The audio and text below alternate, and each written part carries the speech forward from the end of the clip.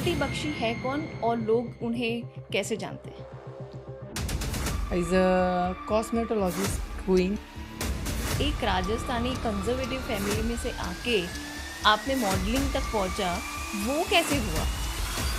तो आपने अपना सैलून ओपन कब करने का सोचा कि अभी this is the time I should do it? डर नहीं लगा कि ये कैसी कंट्री, इस्लामिक कंट्री में जा रही हूँ जहाँ पे रूल बहुत स्ट्रिक्ट होते हैं लड़कियों को लेके स्पेसिफिकली, तो वो डर नहीं था आपके अंदर? नहीं, डर मुझे इसलिए नहीं था क्योंकि मेरा माइंड सेट था कि मुझे वहाँ जाके कुछ सीखना ही है।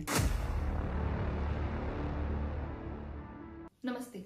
आज हम एक ऐसी सेल्फ मेड लेडी से मिलने वाले हैं जिनका जन्म हुआ एक राजस्थानी चुस्त परिवार में, बट उन्होंने अपनी लाइफ के सारे स्ट्रगल, सारे ब्लॉकर को पार करके वो अचीव किया है जो बहुत सारे लोगों का सपना होता है। आज हम देखेंगे कि वो अपनी फील्ड में क्या क्या कर रहे हैं और कैसे लोगों की हेल्प कर रहे हैं और लाइफ में उनका मिशन क्या है।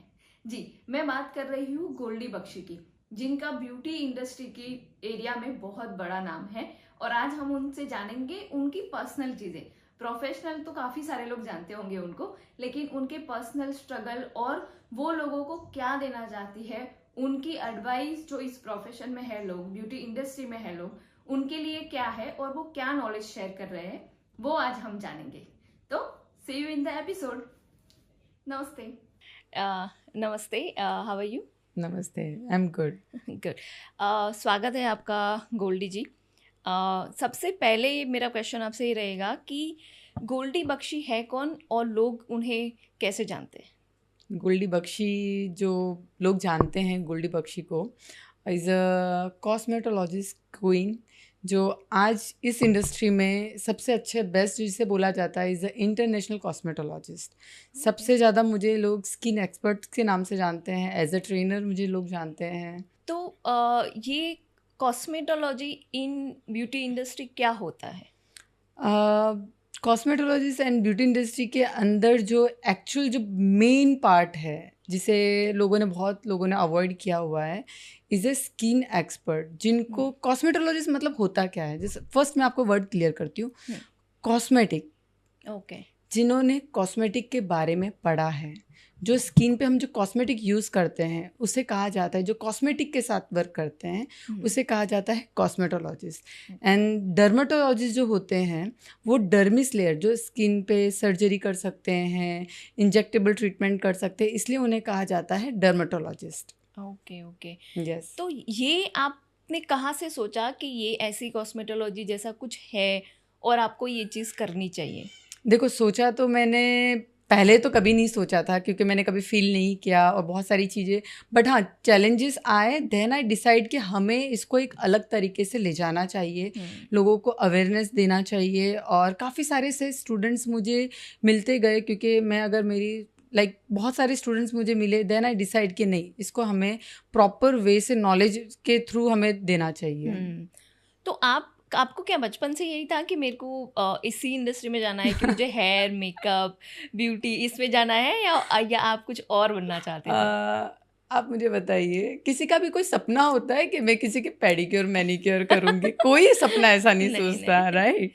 सो मेरा जो सपना था इज़ टोटली डिफरेंट, ये फील्ड से तो बिल्कुल ही डिफरेंट है।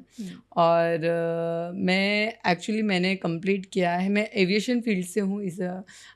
पहले मैं एरोस्पेस का कोर्स कर रही थी। ओके। यस। एंड मैंने सोचा नहीं था मैं इस इंडस्ट्री में आऊँगी और इस तरीके से पहुँचूँगी, is not my dream. And मैं एविएशन से थी, एरोस्पेस कर रही थी, मैं फाइनल भी हो चुकी थी। एंड देन मेरे एक्चुअली जो फैमिली है is Orthodox family, Rajasthani Marwari family. Correct. Course करवा दिया क्योंकि वो मेरी इच्छा थी, जॉब नहीं करनी थी क्योंकि उनकी इच्छा थी। तो उसके बाद तो आप मॉडलिंग में भी गई, तो एक राजस्थानी कंजर्वेटिव फैमिली में से आके आपने मॉडलिंग तक पहुंचा, वो कैसे हुआ? अभी तो वो कैमरे के सामने है, मैं अगर मेरे घर वाले देखेंगे ना तो उनको आज ये सीक्रेट तो पता ही चल जाने वाला है। सो मॉडलिंग की इच्छा शुरू से थी। एरोस्पेस में थी तो हाइट बहुत अच्छी थी, पहले से ही टचवुड बहुत अच्छा भगवान ने हमें तथास्तु दिया हुआ है। ओके, तो मेरे एक्चुअली जो मेरी मॉडलिंग का जो ड्रीम था ना, वो मेरी एंगेजमेंट की ड्यूरेशन मेरे हस्बैंड के थ्रू पूरा हुआ है। यस, फैमिली के थ्रू नहीं, और वो भी जब मैंने किया था सीक्रेटली कि हाँ, मैंने मेरे हस्बैंड को, बख्शी जी को मैंने बोला था कि आप है ना ये कर तो रहे हैं बट फैमिली को पता नहीं होना चाहिए। तो उन्होंने बोला ठीक है, ये हम नहीं बताएंगे। तो शायद आज पता चल जाएगा। और मैंने उस टाइम पे जो शूट किया था, first was my like Lakme में था मेरा, इज़ लाइक लैक्मे का पूरा कॉस्ट्यूम और वो सब था उसमें। एंड सेकंड मैंने सूरत शहर है तो साड़ियों का पूरा शूट था। एंड देन मैंने मेरी सिस्टर को दिखाए थे कुछ फोटोज, तो मुझे बोले तू गई आज पक्का गई, तो बताना मत। तो श्योर अभी शायद जो देख रहे हैं उनको पता चल जाएगा कि चीज़ें हमने कुछ सीक्रेटली करी थी। करेक्ट।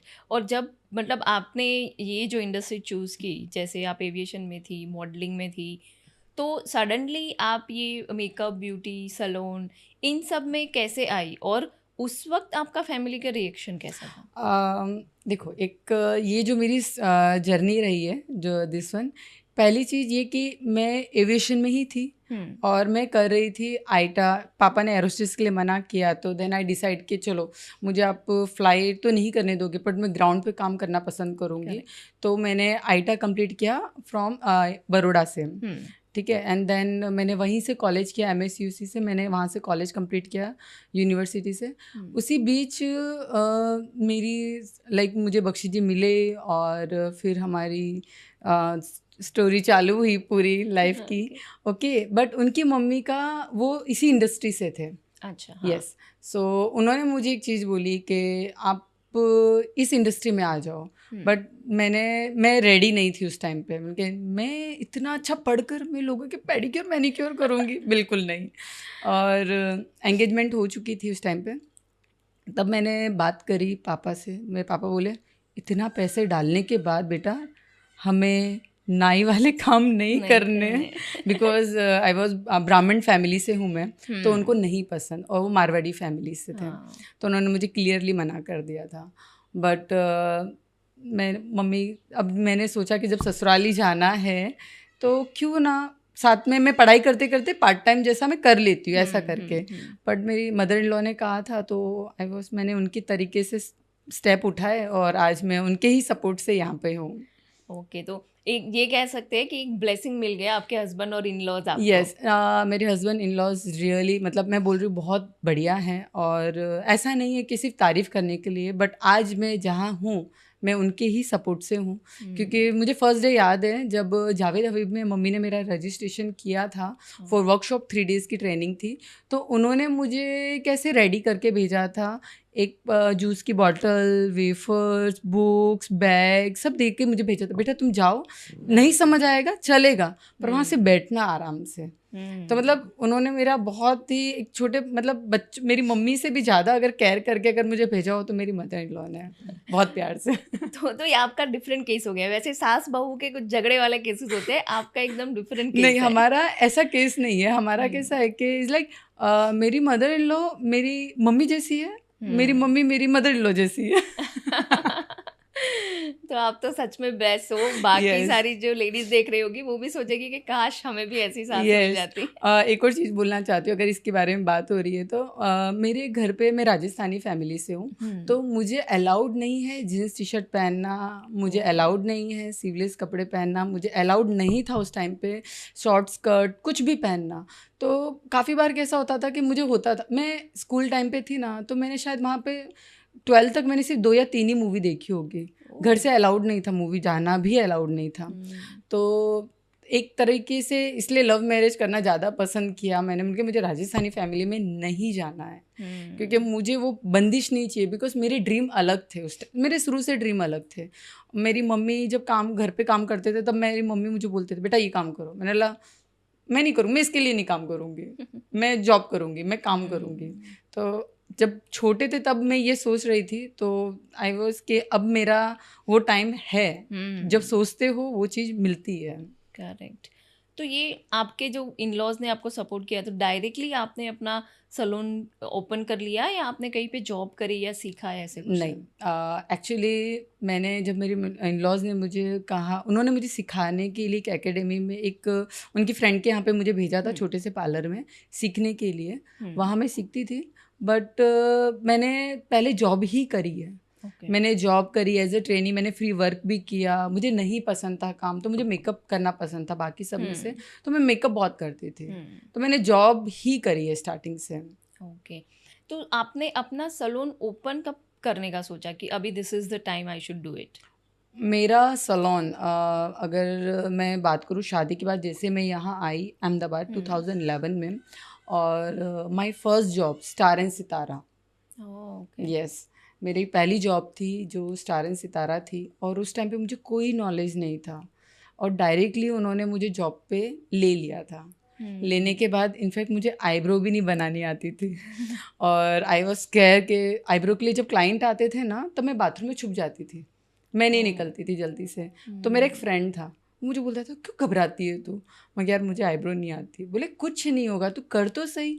तो मैंने उसके भरोसे पे ट्राई किया और आईब्रो अच्छी बनी एंड देन फिर मैंने सोचा कि नहीं, ये प्रॉपर वे से सीखना पड़ेगा। जॉब तो मैं कर रही थी, बट मैं कहीं ना कहीं सेटिस्फाइड नहीं थी।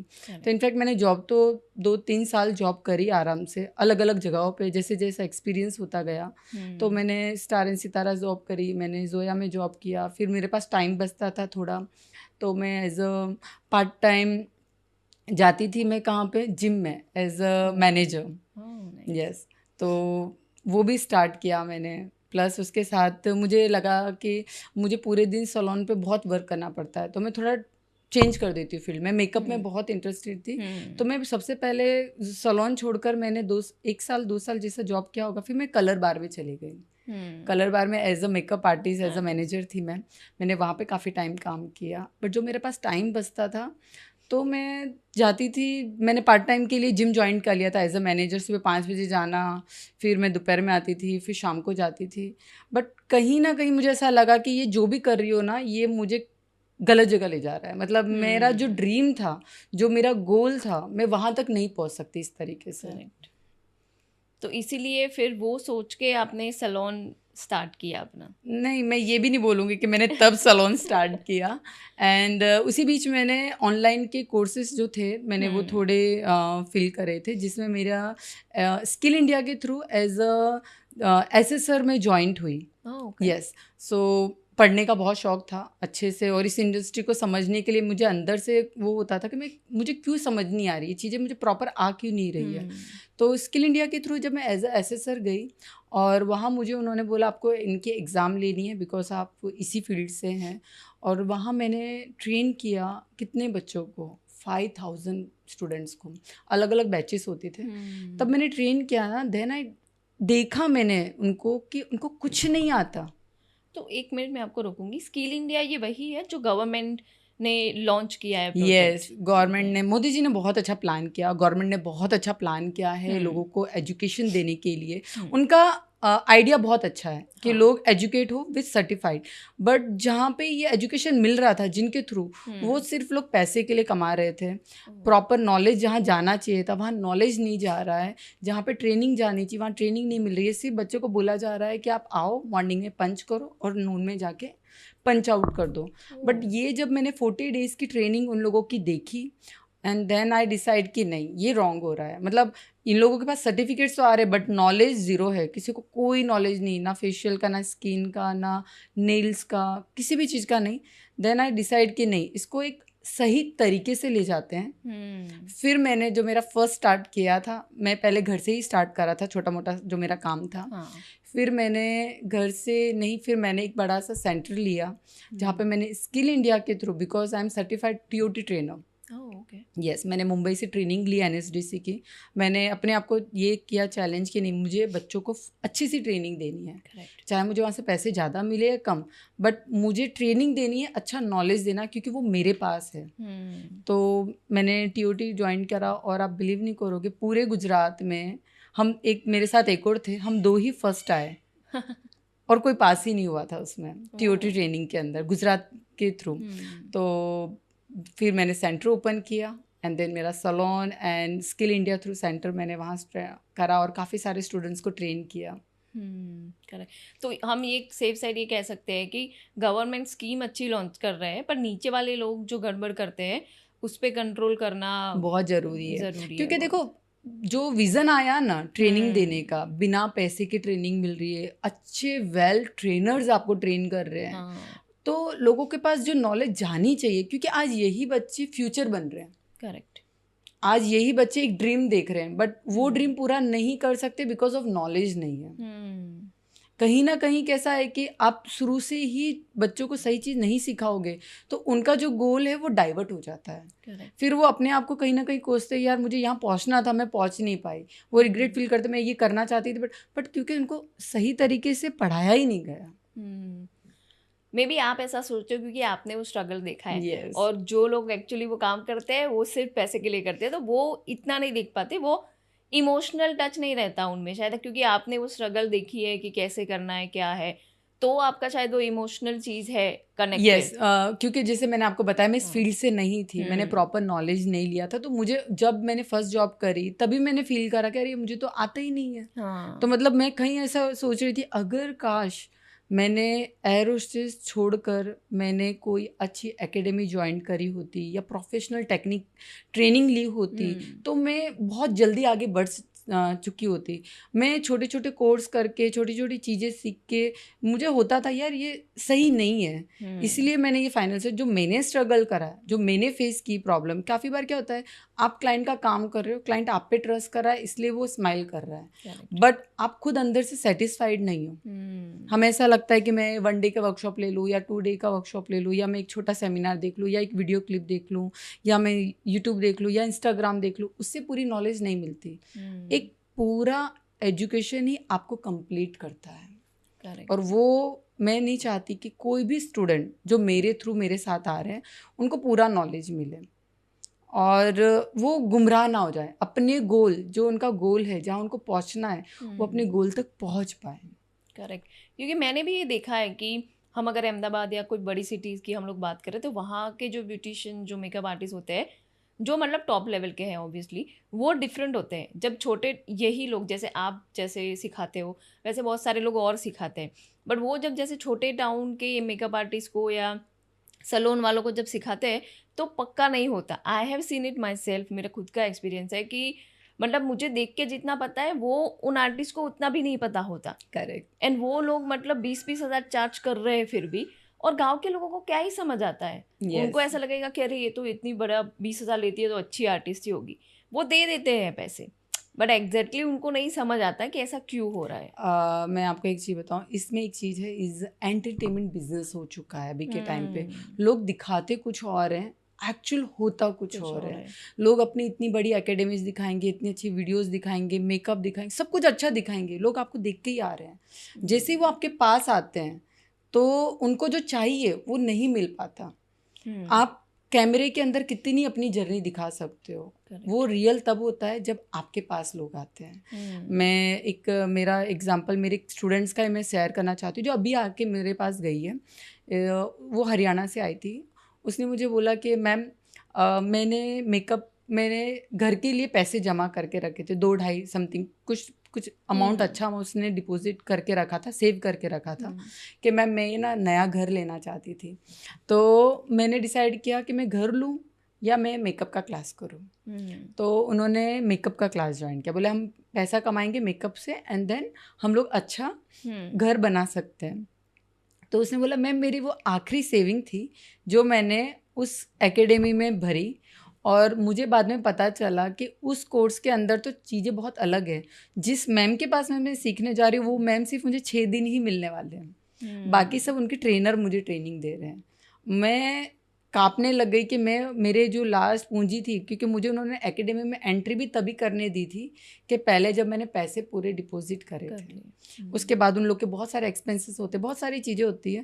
बट उसने ये बोला कि मैम मैं सीख तो गई क्योंकि मैंने पैसे डाले तो मुझे एनी हाउ सीखना था, क्योंकि मैं ऑलरेडी सी टैलेंट थी, बस मुझे थोड़ा पॉलिश होने के लिए सीखना था।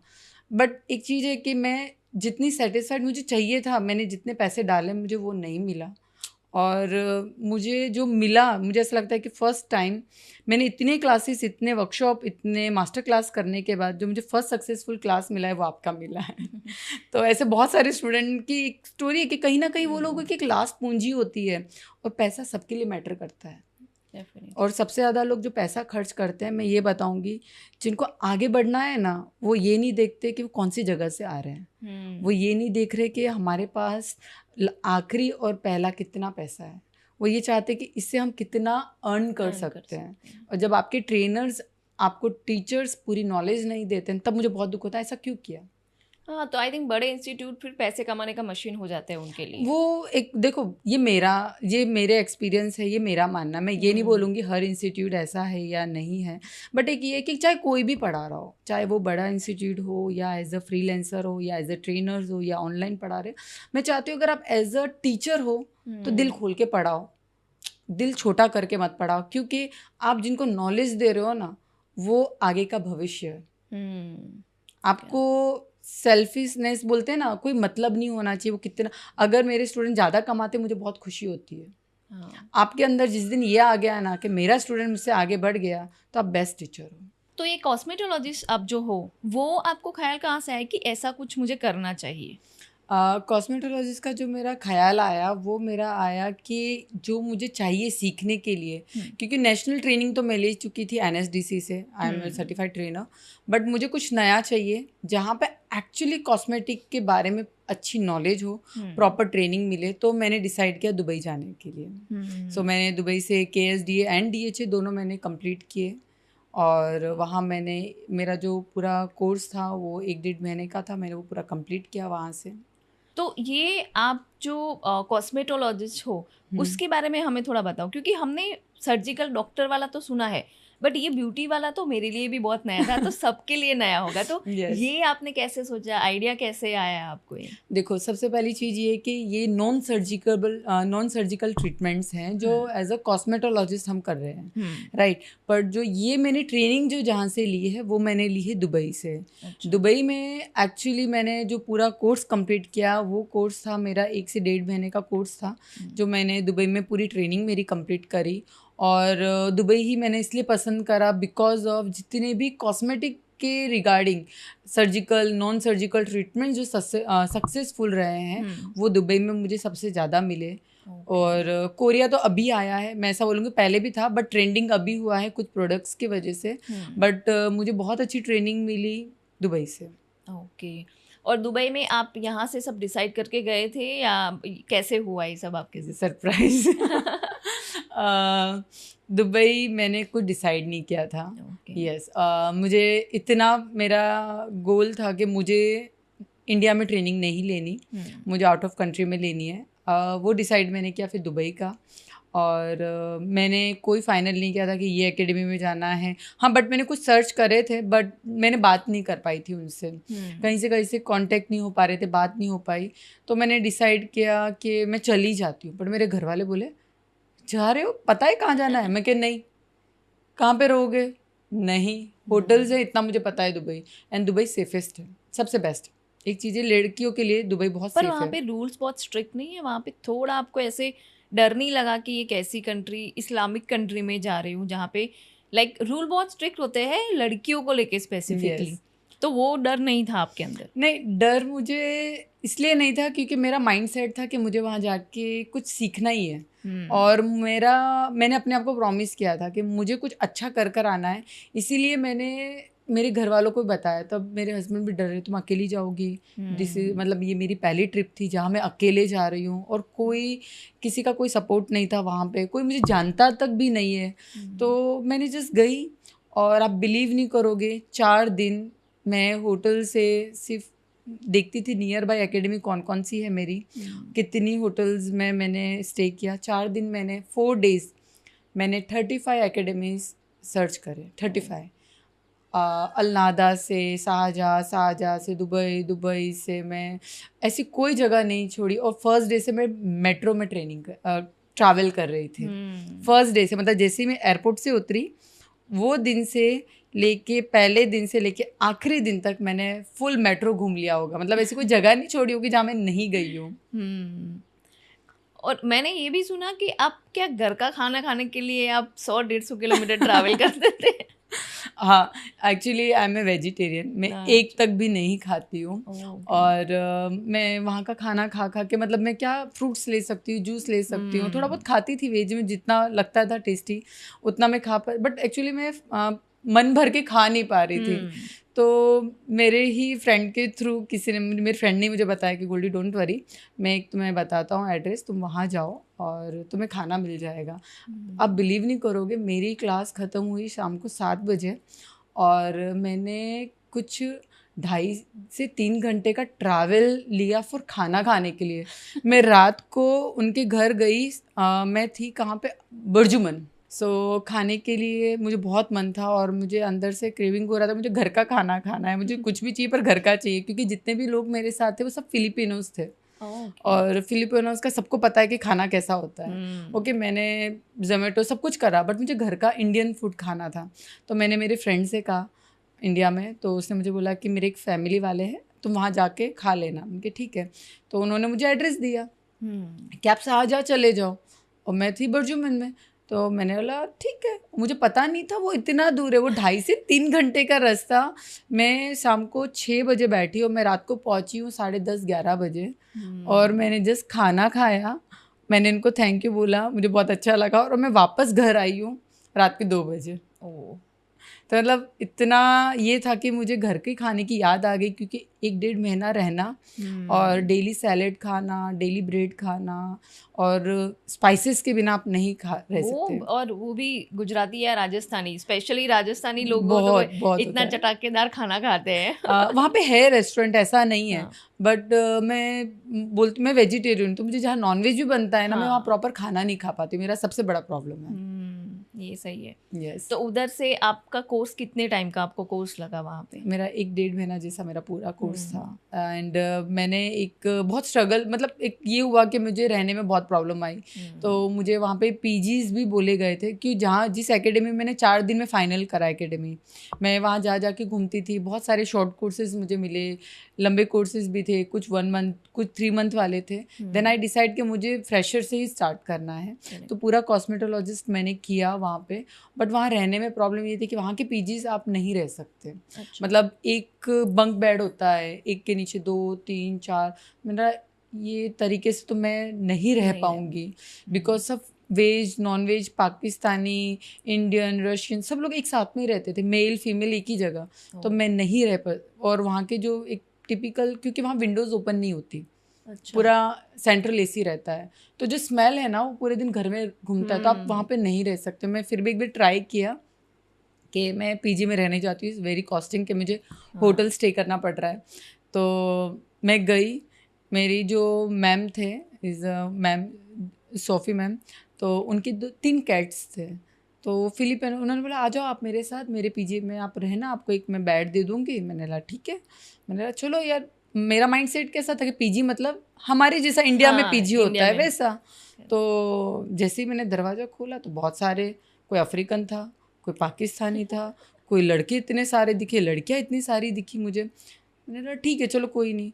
तो वहाँ लोगों का रहने का तरीका बहुत अलग है। और जैसे मैं बेड पे, मैं बाहर से खाना पैक करा के लाई थी और मुझे बहुत भूख लग रही थी, और जैसे मैंने खोला एक केट जंप करके ऊपर आई। फिर मैंने बोला ठीक है, मैं फिर भी ऐसे बैठी रही। फिर दूसरी आई, तो मैंने बोला नहीं, मैं नहीं रह सकती। एंड देन फ्रिज खोला तो वहाँ नॉनवेज रखा था। मैं क्या नहीं, मैं खा भी नहीं सकती। मैंने रात को 11 बजे बैग उठाया एंड देन आई कॉल मेरे फ्रेंड को कि मेरे जो रूम चाहिए, मैं नहीं रह सकती यहाँ पे। फिर रात को ही मैंने होटल बुक करी, पक्षी जी को मैंने बोला रूम चाहिए मुझे, उन्होंने बोला ठीक है।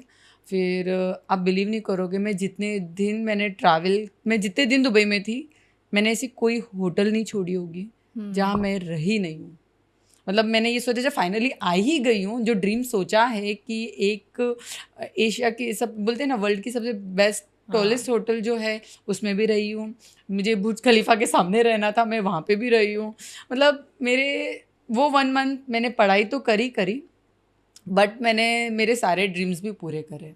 कि एक अकेले रह के आप, मुझे पता था बाद में मुझे बहुत मेहनत करनी पड़ेगी, बट वो मेहनत करने के लिए मैं रेडी थी। कि मुझे वापस से इंडिया जाके बहुत मेहनत करनी है, क्योंकि जिस तरीके से मैं मेरी लाइफस्टाइल कर रही हूँ, क्योंकि ये मेरी सोच थी कि अगर मैं उसमें रह लेती ना हाँ, तो ये हो जाता कि मैं हर जगह कॉम्प्रोमाइज़ कर सकती हूँ। सोच बड़ी करना बहुत यस, जरूरी बहुत ज़रूरी है। ये मेरा ड्रीम था। मतलब मैं सभी को बोलना चाहूँगी कि ड्रीम देखो, और ड्रीम वो देखो और उसमें अपने आप को पीछे मत छोड़ो, पूरा करने की क्षमता रखो, चाहे कैसी भी सिचुएशन आ जाए। मैं आपको एक बताऊं कि कैसी चीज़ होती है, आप सोचते हो ना वो चीज़ मिलती है। मैनिफेस्टेशन। यस, आप जो सोचते हो ना वो मिलती है, और आप बिलीव नहीं करोगे, आज मैं जहाँ हूँ ना वो मैंने सोचा है, इसलिए मुझे मिला है। सोचने में कोई पाबंदी नहीं है। हाँ, सोच और उसके साथ अच्छे काम करना भी नहीं, जरूरी उसके है। फिर सोच रहे हो उसके ऊपर ही वर्क करो। फिर मैं तो सोचूं यार मुझे तो अंबानी के जैसा घर चाहिए, एंड देन हाँ वो मिल सकता है, बट उसके साथ उतना काम करना पड़ेगा। काम करो। आधे से ज़्यादा सब लोग क्या करते हैं, ड्रीम देखते हैं, बट पूरा करने की जब आता है तो अपना कंफर्ट जोन नहीं छोड़ते हैं। क्योंकि जब मैं दुबई गई थी, आप बिलीव नहीं करोगे, मेरी उस टाइम पे डॉटर 3.5-4 साल की थी। यस, वो बहुत छोटी थी, और मेरा सन हॉस्टल में उस टाइम पे मैं उसको रख के गई थी। तब मैंने डिसीजन लिया था कि मुझे उसको हॉस्टल रखना पड़ेगा, बिकॉज अब मैं मेरी जर्नी अलग तरीके से ले जाना चाहती हूँ। और वो डेली रात को बात करते थे, मम्मा ये आपकी याद आ रही, मुझे भी बहुत याद आती थी। बट मैंने एक सोचा था कि मुझे मेरी फैमिली को लाइफ एक अलग देनी है, तो आज हमें सर्वाइव करना पड़े तो हम स्ट्रगल करना पड़े तो हम करेंगे। तो ये शादी के बाद चलो करना बहुत इजी भी हो जाता है, पहले अकेले होते हो, पर अगर जैसे आपके बच्चे हो जाते हैं वो कितना डिफिकल्ट होता है। एक सिंगल पर्सन के लिए बाहर जाके काम करना या स्ट्रगल करना इज़ अ डिफरेंट थिंग, पर जब आपके साथ आपके 1-2 बच्चे हो तब आपको वो स्ट्रगल में कितना डिफरेंस लगा आपको? बहुत डिफरेंट लगा। मैंने मेरा माइंडसेट चेंज करा।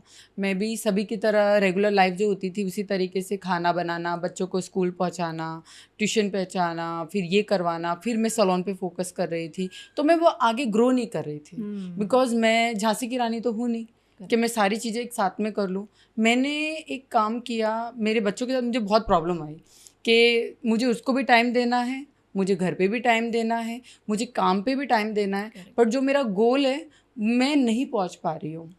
तो मैंने थोड़ा मेरा माइंडसेट चेंज कर दिया। मैंने मेरे सन को, मुझे ऐसा था मैं पूरे दिन काम करती हूँ, तो देखो मेरा सन 11-12 साल का है। आज 11-12 साल के बच्चे को तुम ज़्यादा बोलते हो तो नहीं पसंद आता। उसके होमवर्क्स नहीं होते थे, उसकी स्टडी पूरी नहीं हो रही थी, स्कूल से कंप्लेन आती थी, ट्यूशन में 1-1, 2-2, 3-3, 4-4 घंटे लगाती थी कि नहीं वो पढ़े। तो फिर मैंने डिसीजन लिया दिस इज़ रॉन्ग। मैं उसको मेरे साथ रख कर भी पूरी ट्रेनिंग नहीं दे पा रही हूँ, प्रॉपर पढ़ नहीं पा रहे हैं, तो मैंने उसके लिए डिसीजन लिया हॉस्टल रखने का। करेक्ट। क्योंकि जो उसको चाहिए ना, आई नो कि मम्मी पापा का प्यार ज़रूरी है, उसके लिए जब भी वीक ऑफ मेरा होता है या जब टाइम मिलता है मैं पूरा टाइम उसे देती हूँ। यस। बट मैंने उसके लिए फिर मैंने हॉस्टल रखा, क्योंकि जो उसको लाइफ चाहिए ना, वो लाइफ के लिए मुझे आज उसको अपने आप से दूर करना पड़ेगा। उसके फ्यूचर के लिए, उसके फ्यूचर के लिए। सेम मेरी डॉटर अभी 4 साल की है, अब वो 4 साल की होगी, और आप बिलीव नहीं करोगे 1 साल पहले ही मैंने उसको डे केयर में रख दिया था। वो जाती है सुबह 9 बजे, आती है शाम को 7 बजे। करना पड़ता है, वर्किंग वुमन के लिए बहुत डिफिकल्ट हो जाता है। लोगों की एक्सपेक्टेशन भी रहती है आपसे कि आप घर संभालो, बच्चे संभालो, बिजनेस संभालो, पर वो सब करना बहुत मुश्किल है। हमारे 4 हाथ या 10 हाथ तो है नहीं। अगर आपको कुछ करना है तो मैनेज करो। करने के लिए एक ही चीज़ है, इज़ मैनेज। आप इंडिपेंडेंट बनना चाहते हो, आप एक गोल तक पहुंचना चाहते हो, अगर आपको फैमिली सपोर्ट कर रही है ना, तो आपको अपने ड्रीम को सपोर्ट करना पड़ेगा। आपको अपने गोल तक पहुंचने के लिए क्या क्या लग सकता है वो सारी चीज़ें करो, हाँ, बट किसी को बुरा ना लगे उसके साथ, वो भी मैनेज करना ज़रूरी है। तो मुझे मेरे सपोर्ट मेरे हस्बैंड ने बहुत अच्छे से किया, फैमिली ने बहुत सपोर्ट किया। काफ़ी बार जब मैं ट्रैवल करती थी तो बख्शी जी ने बच्चों को बहुत देखा है, और आफ्टर कोविड के बाद इज़ टोटली डिफरेंट, बहुत सारी चीज़ें चेंज भी हुई, और आज सबकी लाइफ में चेंजेस आए हैं कोविड के बाद, तो बहुत सारा फ़र्क पड़ा है इन चीज़ों से। तो ये आपका जो गोल है, आपके जो एस्पिरेशन है, उसमें आपका मिशन क्या है? मेरा मिशन है, मुझे मिलियन स्टूडेंट्स को एजुकेट करना है। करेक्ट। मतलब ये मेरा मिशन है। वी आर द फर्स्ट कि हम जिस तरीके से ऑनलाइन पढ़ा रहे हैं, we are the first actually. और लोगों को हमने, मतलब मेरे पास जो स्टूडेंट ऑनलाइन जुड़े वो गांव से थे, घर से फ्रीलांसिंग कर रहे हैं, बहुत अच्छे से काम करने के लिए इच्छा है, बट वो पैसे नहीं है उनके पास। क्योंकि अगर उनकी इच्छा भी है तो पर वो जाए कहाँ? आज मैं कोई डिसीजन मुझे क्यों जाना पड़ा दुबई? मुझे क्यों जाना पड़ा? दैट्स वाई कि मुझे इंडिया में कुछ नहीं मिला। मैं ऐसा नहीं बोलूँ इंडिया में कुछ है नहीं, शायद मैं नहीं पहुँच पाई वहाँ तक। सही है। शायद मैं नहीं पहुँच पाई, शायद मैं वहाँ पहुँच गई। वहाँ पहुँचने के बाद मैंने सोचा क्यों मैं ना सबके पास पहुँच जाऊँ। करेक्ट। तो जो आपको नहीं मिला वो दूसरों को इजीली अवेलेबल आप करा रहे हो। और जो मेरा एक्सपीरियंस रहा है, जो मैंने प्रॉब्लम फेस करी है, जहाँ पे मुझे स्ट्रगल हुआ है, मैं नहीं चाहती मेरा कोई भी स्टूडेंट, कोई भी, इनफैक्ट मेरे स्टूडेंट आज मेरे लिए वो 1.5 लाख रुपए मेरी फीस पे करके आ रहा है, या मेरा स्टूडेंट सिर्फ 9 रुपये से आ रहा है, वो मेरे स्टूडेंट को मेरी तरफ से फुल सपोर्ट मिलता है। ये 9 रुपए की क्या स्टोरी है? मतलब 9 रुपए में कौन पढ़ाता है आजकल? गोल्डी बख्शी ये अच्छा है। गोल्डी बख्शी पढ़ाती है। मुझे भी ज्वाइन करना पड़ेगा। 9 यस, रुपए आप बिलीव नहीं करोगे मैम, मेरे 9 रुपये वाली ये वो हैशटैग भी हो गया है 9 रुपये। मुझे बोलती गोल्डी बख्शी 9 रुपये, यार कैसा लगता है? मुझे लगने के लिए नहीं है, ये सीखने के लिए है। अगर आप 9 रुपये हम ऐसी लोगों को दे देते, 10 रुपये तो चलो आज के टाइम पे 100-200 रुपये तो कुछ है ही नहीं है। 9 रुपये इज़ नथिंग। मेरी एक स्टूडेंट ने बोला था मैम 9 रुपये में तो चॉकलेट भी नहीं आती और आपने तो 1.5 लाख की नॉलेज हमें दे दी है।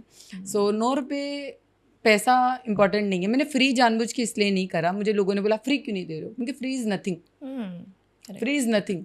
फ्री करूँगी तो उसकी कोई वैल्यू नहीं रहेगी। 9 रुपये आज के टाइम पे हर कोई पे कर सकता है। आप बिलीव नहीं करोगे, 9 रुपये मेरे क्लाइंट्स भी पे करके मेरी क्लास लेते हैं, स्टूडेंट्स भी लेते हैं, मेकअप आर्टिस्ट प्लस डॉक्टर भी मेरी क्लास लेते हैं। और मैं ये चाहती हूँ सही नॉलेज पहुँचाने के लिए मुझे क्या लग सकता है, मैं वो सारी चीज़ें करने के लिए रेडी हूँ। मैं अवेयर करना चाहती हूँ, स्किन बिजनेस को अवेयर करना चाहती हूँ। As a what is cosmetologist, लोगों को है ना ब्यूटी पार्लर वाली के तरीके से लोग बोलते हैं सबको, मुझे नहीं पसंद, मुझे नहीं पसंद, इसलिए मैं लोगों को भी नहीं बोलती कि मत बोलो। आज भी ऐसा है लोग, मेरी भी एक फ्रेंड का है कि उसको like she is very much fond of this makeup and all, और she is very good also, but वो जब उसके घर पे उससे बात की कि मुझे मेकअप सीखना है, करना है, तो घर वालों का यही था कि ये क्या, ये सब काम थोड़ी हम लोग नहीं करते, अच्छे घर की लड़की है ये सब नहीं करती। तो अच्छे घर के लोग वहीं जाते हैं सब कुछ करवाने। हाँ, दैट्स व्हाट। अगर काम को बड़ा छोटा अच्छा बुरा लाइक इलीगल काम नहीं कर रहे ना, आप किसी का बुरा नहीं कर रहे हो और किसी को अच्छा दिखा रहे हो, आप किसी का डे, किसी की शादी है, किसी की एंगेजमेंट है, उसको इतना आप अच्छा दिखा रहे हो, उसकी इतनी सारी दुआएं मिल रही है आपको, और उसी बिजनेस को, और उनको क्योंकि उनको पता नहीं कि लोग कितना चार्ज भी करते हैं। करेक्ट। लाइक 20,000 30,000, कुछ लोग 50,000 तक चार्ज करते हैं। काफ़ी सारे हैं, इसलिए हम नंबर्स नहीं पकड़ पा सकते। लोगों अलग अलग चार्ज स्टार्ट करा है, but is a knowledge awareness. ये पहले वाला काम नहीं रहा कि छोटे छोटे कोर्स कर लिए, ब्यूटी पार्लर खोल लिया, वैसा नहीं है। Now is totally different. लोग आफ्टर कोविड के बाद, मैं ये बात बोलूँगी कि आफ्टर कोविड के बाद लोग बहुत ही अवेयरनेस बहुत आई है स्किन के बारे में।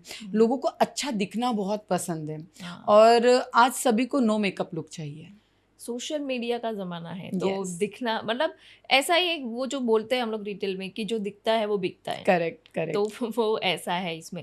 बट अभी भी आपको क्या लगता है इंडस्ट्री में क्या चीज़ मिसिंग है और क्या गैप है इंडस्ट्री में आपके? ये बहुत बड़ा क्वेश्चन आपने पूछा है। इंडस्ट्री में जो गैप आया है, ये मेरा मानना है। ये मैं जिस तरीके से सोची हूँ कि जहाँ मैं अभी इतने टाइम से वर्क कर रही हूँ, इतने सालों से काम कर रही हूँ, मैंने जो गैप देखा है वो गैप आया है टीचर्स एंड ट्रेनर। 2 चीज़ों में गैप है। अगर आप टीचर्स हो, अगर आप टीचर हो तो स्टूडेंट्स को अच्छा नॉलेज दो। करेक्ट। अगर आप ट्रेनर हो तो आप इनफ नॉलेज रखो। जो गैप है, क्योंकि जो आप लोगों के पास सीखने आ रहे हैं, आप उनको प्रॉपर वे से नॉलेज नहीं दोगे तो आधी अधूरी नॉलेज सबसे ज़्यादा हानिकारक है। Correct, right. अगर आपके सैलून पे आपने बहुत अच्छा एम्बियंस बना लिया, बहुत अच्छे लाइट्स, बहुत अच्छे इंटीरियर, सब कुछ अच्छा कर लिया, बट आपके सैलून के अंदर एजुकेशन ही नहीं है। आज क्यों, जैसे बहुत बड़े बड़े सैलून्स की फ्रेंचाइजी है, गीतांजलि है, लुक्स है, एनरिच है, बहुत सारे अच्छे सैलून्स हैं, वहाँ क्या दिया जाता है? ट्रेनिंग। छोटे छोटे सैलून, जो खुद के सैलून, सब लोगों को ऐसा लगता है कि मैं अपना सैलून ओपन करूँ। करो, प्रॉपर नॉलेज लेके, क्योंकि एक बार जब क्लाइंट आता है ना तो क्लाइंट आपसे इमोशनली टच हो जाता है, एक ट्रस्ट जो होता है उससे अटैच हो जाता है। अगर आपने गलत काम किया, वो क्लाइंट एक को नहीं 10 लोगों को गलत तरीके से बताएगा। एक जो गैप है इज़ इन नॉलेज, ट्रस्ट, और बहुत सारी चीज़ें हैं जो एज अ टीचर मैं मानती हूँ कि अगर आप एज अ ट्रेनर हो, एज अ टीचर हो, तो दिल खोल के पढ़ाओ, दिल खोल के सिखाओ। चाहे आप मेकअप आर्टिस्ट हो, हेयर आर्टिस्ट हो, या आप डॉक्टर्स हो, कहीं से भी कुछ ले रहे हो। अभी सिर्फ पैसा कमाना इंपॉर्टेंट नहीं, पैसा तो आएगा। एक 3 इडियट में डायलॉग है, सक्सेस आएगी, आएगी। आपके अंदर टैलेंट होना चाहिए। आपके पास क्लाइंट आएंगे, ट्रस्ट मी, जितने लोग हमें देख रहे हैं आज जो सुन रहे हैं, क्लाइंट आएंगे। आपके पास नॉलेज इनफ होनी चाहिए कि आप काम अच्छे से कर पाओ। हाँ, जैसे आपने बताया कि आपके पास डॉक्टर्स भी आते हैं। Yes. अभी अगर आप वही दैट्स व्हाट कि आपके पास नॉलेज है, आपके पास टैलेंट है, वो एक्सपीरियंस है, वो देख के सिर्फ नॉर्मल लोग नहीं पर डॉक्टर भी सोच रहे हैं कि इनके पास जाके कुछ सीख के आते हैं। यस, तो मैं आपको एक, मेरे डॉक्टर्स हैं जो पंजाब से आए हुए थे, उन्हीं का ही एक्सपीरियंस शेयर करती हूँ। उन्होंने मेरी 9 रुपये की क्लास ली थी। Is 9 rupees my big amount. अगर आज मुझे कोई लाख रुपए ना दे चलेगा, पर 9 रुपये तो ज़रूर दे देना मुझे। तो 9 रुपये से उन्होंने मेरी क्लास ली थी, और उन्होंने मुझे, वो यहाँ फिर अहमदाबाद क्लास करने आए, और उन्होंने अमृतसर, पंजाब, तो दिल्ली, फिर वो आए अहमदाबाद। तो उन्होंने मुझे एक ही चीज़ बोली, और उनसे फ़ोन पे भी बहुत बार बात हुई। उन्होंने मुझे बोला कि मैम, मैं एज अ गायनिक हूँ, मैं डॉक्टर हूँ, मेरा खुद का एक बहुत बड़ा हॉस्पिटल है, मैंने एक पेन लिया था, इस प्लाज्मा पेन, मैंने डॉक्टर से ट्रेनिंग ली थी। एक दिन की ट्रेनिंग का मैंने 70,000 पे किया था, और एक पेन था जिसका मैंने 1.5 लाख रुपए जितना पे किया था। और उन्होंने मुझे कोई नॉलेज नहीं थी, उन्होंने मुझे fees register as a doctor ही उन्होंने मुझे बताया कि एज अ डॉक्टर ही मैं गई थी, वहाँ पे सारी चीज़ें मेरे साथ हुई, बट जो नॉलेज देनी चाहिए थी वो नहीं दिया। और जैसे मैंने उनसे पूछा तो उन्होंने मुझे ग्रुप से लेफ्ट कर दिया। यस, और एक वो मामूली सा पेन था जो यहाँ पर आए, तो मैंने उनको बताया ये पेन तो कुछ 2.5-3 हज़ार की है, तो बोले मैम ये मुझे 70,000 में दी है। तो ये है कि आप, ज़रूरी नहीं है कि आप जहाँ पे आपका जो सिंबल लग गया कि आप डॉक्टर हो तो डॉक्टर के पास ही सीखोगे तो ही अच्छी नॉलेज मिलेगी। डिपेंड करता है आपको नॉलेज दे कौन रहा है। करेक्ट। जो ट्रेनर्स हैं, क्योंकि आज के टाइम पे लोग धोखा बहुत खा रहे हैं। धोखा की वजह से लोगों को पैसे जा रहे हैं, क्योंकि लोग, हर कोई मेहनत कर रहा है। फ्री के पैसे तो है नहीं जो आए और उड़ा दिए। बहुत मेहनत करने के बाद कोई आगे बढ़ने के लिए पैसे डाल रहे हैं, और आप अच्छी नॉलेज नहीं दोगे, अच्छा उनको जो चाहिए आप उनको नहीं दे पाए, तो वो सक्सेसफुल नहीं होंगे। उन्होंने मेरी क्लास ली, अहमदाबाद आए, मास्टर क्लास ली, सीखा, और आज वो ऐसा ट्रीटमेंट कर रहे हैं, वो एवरीडे भेजते हैं। मैम मेरे 18 साल वाले जो प्रॉब्लम्स थे वो ख़त्म हो गए, मैम मेरे पिगमेंटेशन ख़त्म हो गए। आज मुझे ऐसा लग रहा है कि मैं एक्चुअल में जो चाहिए ना, मैं हूँ डर्मेटोलॉजिस्ट की तरह मैं काम कर सकती हूँ, इंजेक्टेबल वो कर सकते हैं। बोले मैं आज मैं नॉन सर्जिकल ट्रीटमेंट देके भी बहुत हैप्पी हो रही हूँ। क्यों? क्योंकि मुझे इंजेक्टेबल नहीं करना पड़ रहा। विदाउट एनी सर्जिकल ट्रीटमेंट मैं नॉन सर्जिकल में बेस्ट ट्रीटमेंट दे रही हूँ, और मेरे जो क्लाइंट्स हैं वो हैप्पीली मेरे से जुड़ चुके हैं अभी। पर इसमें भी मशीन तो लगते ही होंगे, भले नॉन सर्जिकल है, पर जैसे नॉर्मल हम लोगों ने मैक्सिमम देखा होगा तो हाइड्रा फेशियल का जो मशीन आता है, दैट टू मतलब उसको भी मुझे समझ आ गया कि इसमें स्किल चाहिए आपकी। नॉर्मल लोग जो करते हैं वो बिल्कुल अच्छा नहीं होता। अगर जैसे हम लोग सोचते हैं कि थोड़े कम पैसे वाला देख ले, पर कम पैसे वाला वो बिना, वही जो आपने बोला जो नॉर्मल ट्रेनिंग करके आ जाते हैं वही, पर जो पैसे लेके प्रॉपरली जैसे कर पाए तो उनका तो डिफरेंट ही रहता है। अदरवाइज मशीन कितने भी लाख रुपए की हो पर उसका कोई फर्क नहीं पड़ता। देखो, जैसे आपने ये बात बोली ना, तो मैं सबसे पहले तो थैंक यू बोलूँगी हाइड्रा मशीन बनाने वालों के। क्योंकि एक हाइड्रा मशीन की वजह से जो अवेयरनेस आई है ना आज ब्यूटी इंडस्ट्री में स्किन के बारे में सीखने के लिए, क्योंकि मैं ये ट्रेनिंग 7 साल पहले दे चुकी थी। तब मैंने 5,000 से स्टूडेंट्स को ट्रेन किया था। आज मैं जो पढ़ा रही हूँ मैं 5 साल पहले पढ़ा रही थी, बट उस टाइम पे अवेयरनेस नहीं थी। मैंने जहाँ एजुकेशन दिया वो मेरे लिए, आई थिंक कहीं पे किसी ने अगर काम कर रहे हो स्टूडेंट तो बहुत अच्छी बात है, बट वो उन लोगों के लिए वेस्ट गया क्योंकि उनको अवेयरनेस नहीं थी। हाइड्रा मशीन की वजह से जो वो हुआ है ना कि लोगों को कि मुझे तो ये मशीन चाहिए, मुझे तो ये सीखना है, ये कुछ नया है, तो लोग इसकी वजह से लिए आधे से ज़्यादा ब्यूटिशियन, मेकअप आर्टिस्ट, डॉक्टर्स भी इस चीज़ों को मानने लगे हैं कि विदाउट एनी टेक्निक नॉलेज के बिना आप काम नहीं कर सकते। और हम ऐसे हैं, मैं ऐसी हूँ कि मैं कोई प्रोडक्ट प्रमोट नहीं करती, मैं एक चीज़ बताती हूँ सारे स्टूडेंट्स को, एक ही चीज़ के लिए अवेयरनेस देती हूँ, इंग्रेडिएंट्स। अगर आपको इंग्रेडिएंट्स पता है तो आप कोई भी ट्रीटमेंट इजीली कर सकते हो। करेक्ट। अभी जैसे मैं आपसे बात करूँ, आपको गोरा होना है तो आप क्या करोगे? गोरा होना है, ग्लूटाथियोन। हाँ, ये आपको आइडिया है, हाँ। बट बाकी सारे लोग क्या करेंगे? वाइटनिंग क्रीम लिखा होगा, वाइटनिंग क्रीम, कोई भी हाँ। प्रोडक्ट के ऊपर वाइटनिंग लिखा होगा, हम्म, बट एक्चुअली वाइटनिंग करने के लिए कौन से इंग्रेडिएंट्स के यूज़ होते हैं? जैसे हाँ। अल्फार्बुटिन हो गए, नायासिनामाइड हो गए, कोजिक एसिड हो गए, ये सारे इंग्रेडिएंट्स एक्टिव इंग्रेडिएंट्स हैं जिनके साथ आप वर्क कर सकते हो। correct। हम देते हैं आपको इंग्रेडिएंट्स के बारे में नॉलेज, जिसकी वजह से आप मल्टीपल ब्रांड्स के साथ, प्रोडक्ट के साथ काम करो।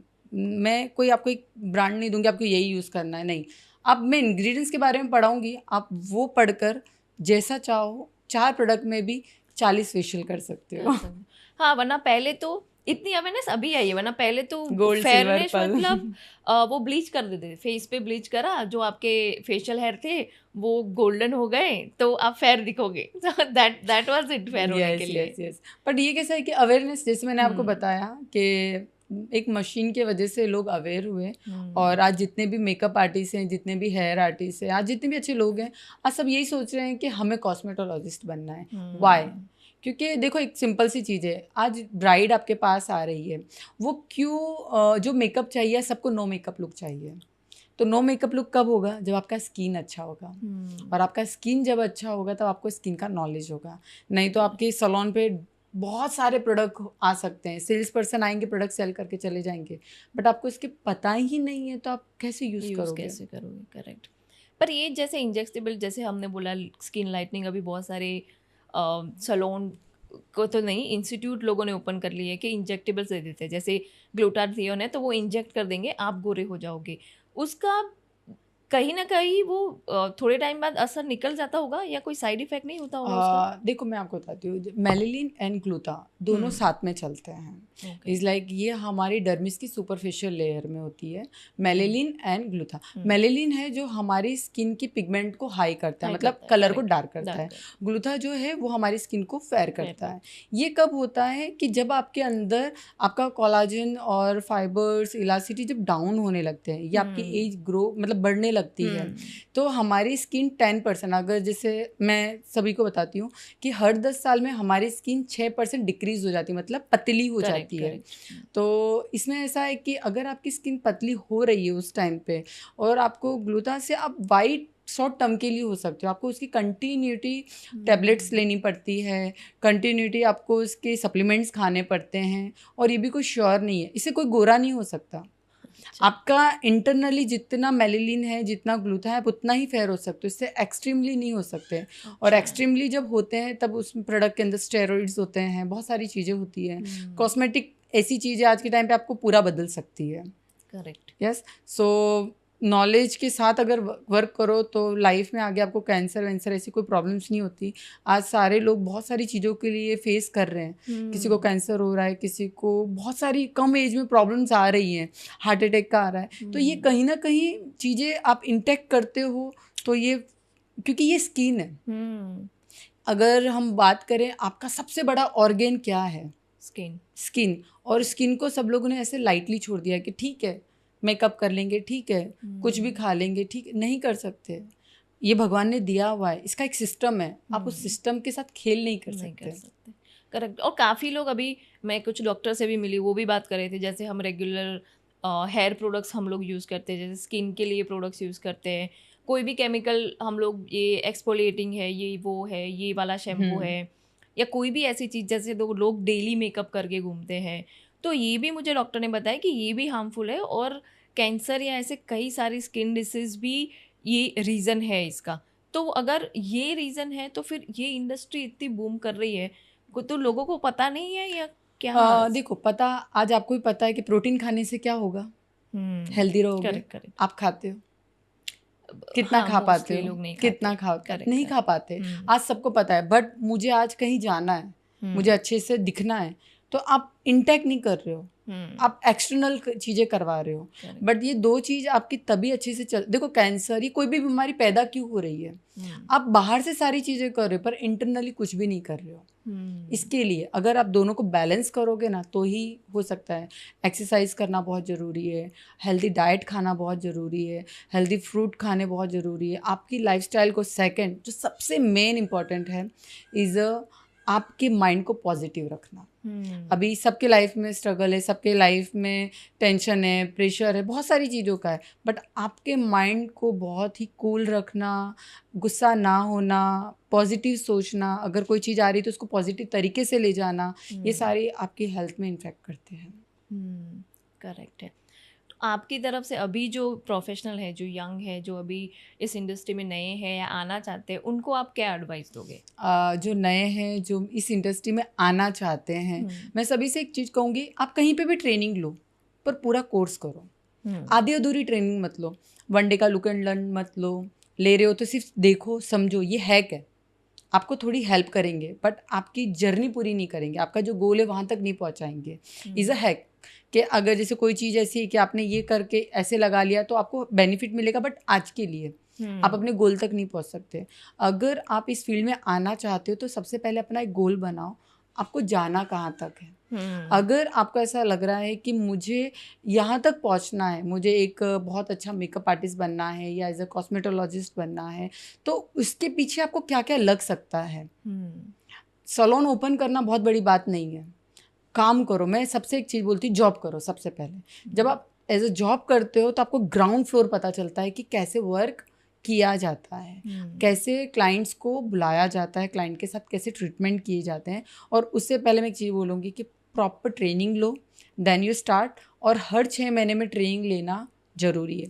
जैसे अगर आप अच्छा सैलून ओपन कर रहे हो या कोई भी चीज़ आपने डिसाइड कर लिया कि मुझे आज, बड़े एकेडमी इम्पॉर्टेंट नहीं है कि आपने बहुत बड़ा मुझे मैम ने बोला है कि एकेडमी ज्वाइन करो, तो पहले सर्च करो अच्छे से कि जो आपका गोल है क्या वो वहाँ पे से आपको कहाँ तक ले जा सकते हैं।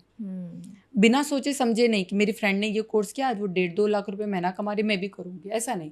सबकी कैपेसिटी अलग होती है। ज़रूरी नहीं है कि वो मेकअप आर्टिस्ट है तो आप भी मेकअप आर्टिस्ट बन जाओगे। शायद आप कुछ और कर सकते हो, इसी फील्ड के अंदर कुछ और कर सकते हो।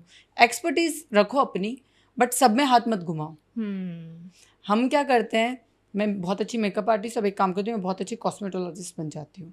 मैं बहुत अच्छी हेयर आर्टिस्ट हूँ, मैं काम करती हूँ, मैं अब ये बन जाती हूँ। आप बार बार ये मेरे साथ हुआ इसलिए मैं बता रही हूँ कि जब मैं पहले स्टार्टिंग में एज अ मेकअप आर्टिस्ट सोची मैं बहुत अच्छी मेकअप आर्टिस्ट बनना चाहती हूँ, फिर जैसे ऑफ सीज़न आता है, नहीं यार हेयर का सीखना चाहिए, मैं बहुत अच्छी हेयर आर्टिस्ट बन जाती हूँ, फिर अरे यार नहीं मजा आ रही। ये कैसा है, ये आपके गोल तक नहीं पहुँचा सकता। आप कुछ भी बनो, कुछ भी डिसीजन लो यार, लाइक आपको उसके लिए सक्सेसफुल होना बहुत जरूरी है। और सक्सेसफुल कैसे होगे, आपका माइंड रेडी होना चाहिए, आपको कंफर्ट जोन से बाहर निकलना पड़ेगा। नहीं कि मैम मेरे तो घर में बच्चे हैं, मैं कैसे करूँ, मुझे ये तो करना है, मेरी सास ससुर है, मैं कैसे करूँ, कैसे करूँ नहीं, अभी से करूँ। गो गेटर एटीट्यूड। यस, आपको वेट नहीं करना, आपने आज सोच ही लिया है कि मुझे करना है, मतलब करना है। और वो आपको गोल पूरा करने के लिए आपको डेली लिखना पड़ेगा, डेली वर्क करना पड़ेगा। आज प्लांट्स भी तभी ग्रो होता है जब उस पर आप रेगुलर पानी खाद डालते हो तो ही। करेक्ट। आज आप अपनी लाइफ कैसे जी रहे हो, आप डेली, ऐसा नहीं कि एक दिन खा लिया और हो गया, नहीं, आप डेली खाते हो, डेली आपको हर सुबह एक जैसी नहीं होती है, ऑलवेज चेंज हो जाता है।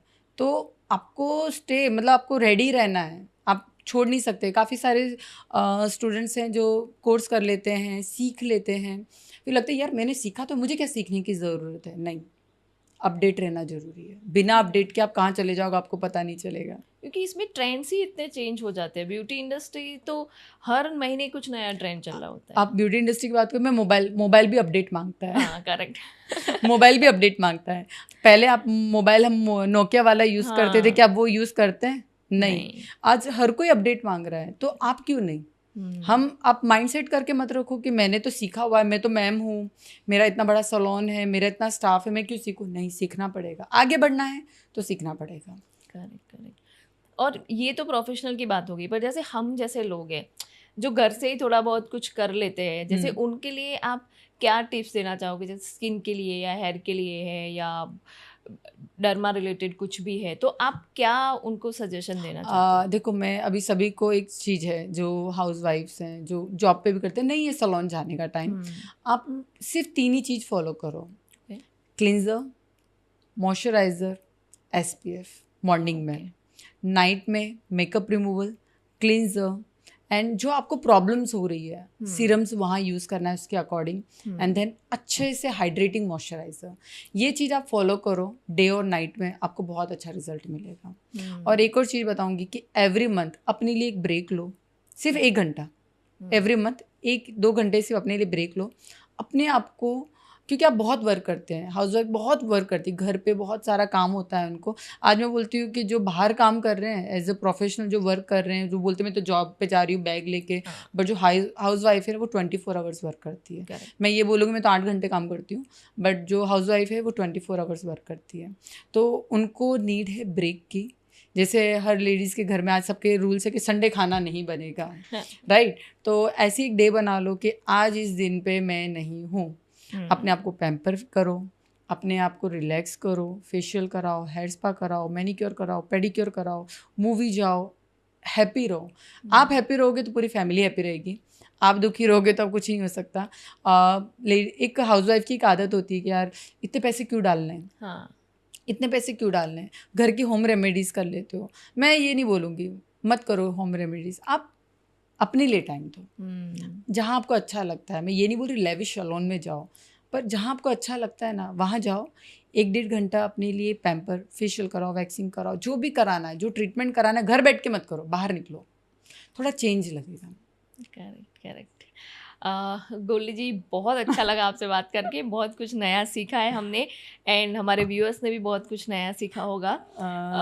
डेफिनेटली आपका जो मिशन है वो बहुत अच्छा है, एंड जो पर्सनल टच और इमोशन के साथ आप सिखा रहे हो, होपफुली वो मिलियंस तक पहुँचे और हमें अच्छे अच्छे और टैलेंट आपके थ्रू मिले। थैंक यू सो मच, मुझे भी बहुत अच्छा लगा। आज मुझे अच्छा लगा कि मैंने मेरे दिल की बात बोली है, तो I am really happy. Thank you. और होप आप सबको ये एपिसोड अच्छा लगा हो, और ये जो भी ये प्रोफेशन में है या आने का सोच रहे हैं, तो वो गोल्डी जी को कैसे कांटेक्ट कर सकते हैं वो मैंने नीचे डिस्क्रिप्शन में लिख के रखा है, उनकी सारी डिटेल्स है। और हाँ, वो 9 रुपये वाला कोर्स ज़रूर ट्राई करना, कुछ नया सीखने ज़रूर मिलेगा आपको। Thank you so much. Thank you.